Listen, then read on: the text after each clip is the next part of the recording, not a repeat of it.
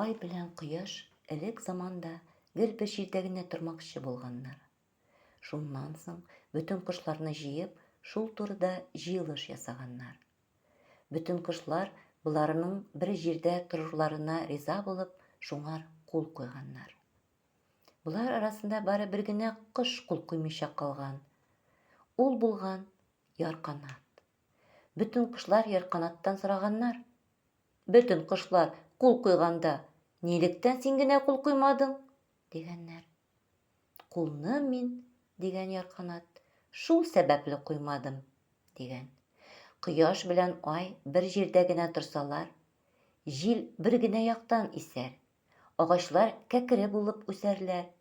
Игеннәр дә кояш төшкән җирдә генә үсәр. Кояш төшмәгән җирдә үсмәс, дигән. Шуннан соң бүтән кошлар әйткәннәр.